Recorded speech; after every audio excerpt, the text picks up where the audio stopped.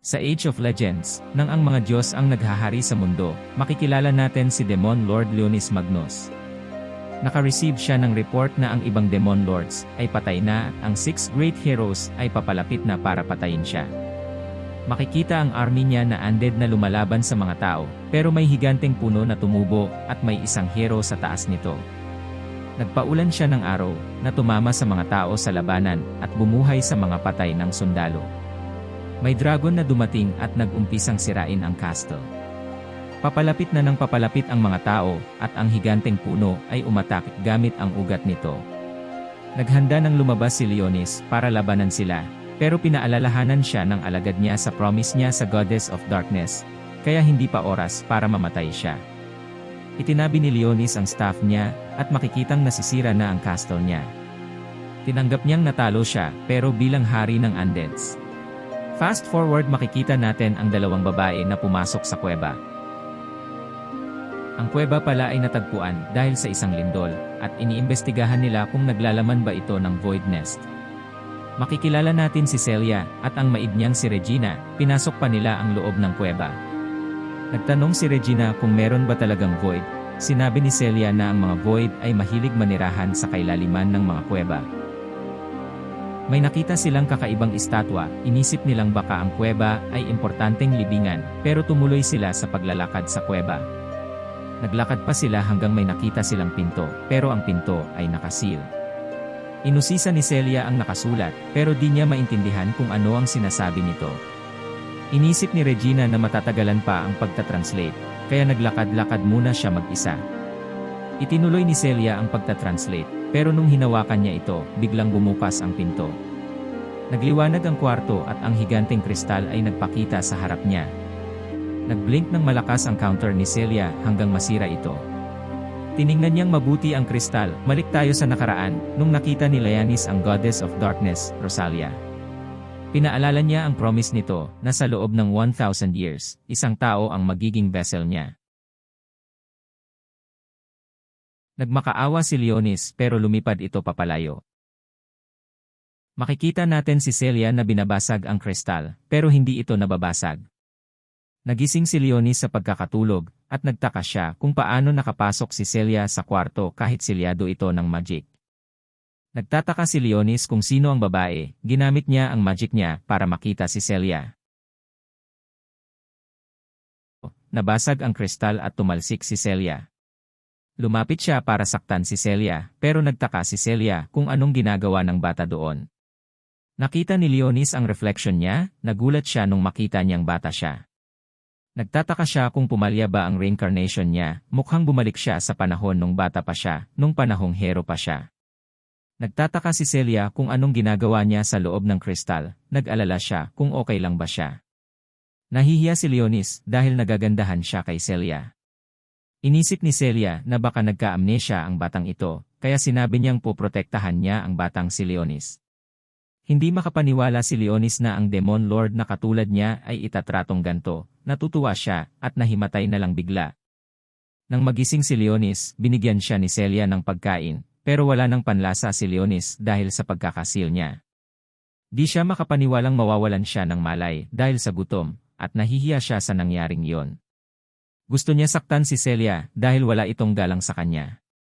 Pero nung maisip niya kung paano siya binigyan ng pagkain nito, nagbago na ang isip niya. Nagpakilala si Celia sa kanya, sinabi nitong siya ay swordsman na nagtitraining sa Holy Sword Academy. Tinanong ni Celia si Leonis kung anong pangalan nito, kaya sinabi niyang Leonis Magnus. Napaisip si Celia sa pangalang iyon, inisip ni Leonis na baka nakilala nito ang pangalan niya dahil legend siya. Pero cute lang pala ang tingin ni Celia sa pangalan, tinawag niya itong Leo. Nagtataka siya kung anong ginagawa niya doon. Naisip niyang baka nakidnap si Leo ng mga Void at kinulong. Di alam ni Leonis ang sinasabi nito, kaya tinanong niya kung ano ang Void.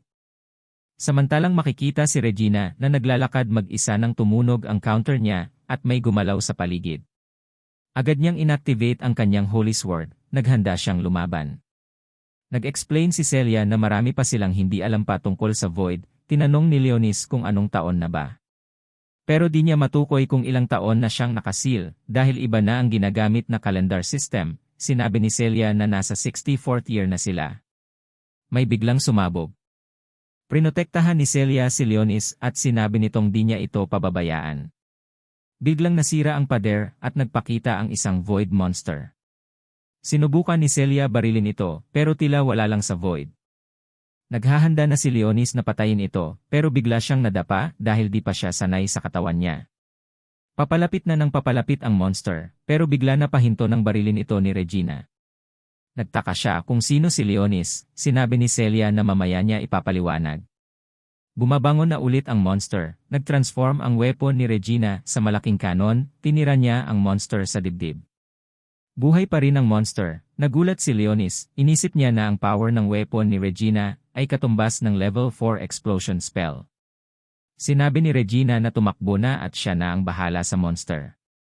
Ayaw siyang iwan ni Celia, pero naisip niyang kailangan niya ang kaligtasan ni Leonis.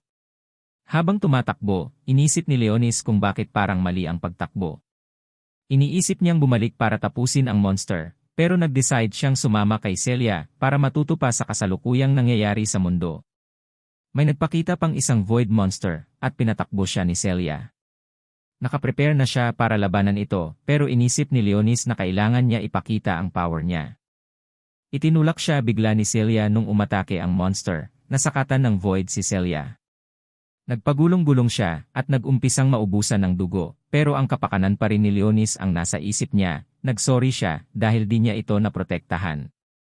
May mga void monster pa na nagpakita at pinalibutan sila. Pero nung inattack nila si Leonis, hindi ito tinatablan dahil sa barrier na nakapaligid sa kanya.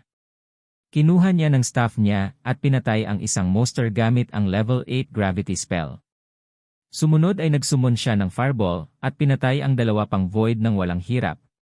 Napagtanto niyang sa kasalukuyang lagay niya ay 1/3 lang ng power niya ang magagamit niya. Bilang Demon Lord, wala siyang pakialam sa mga tao pero nakita niya ang ginawa ni Celia, kaya binuhay niya ito.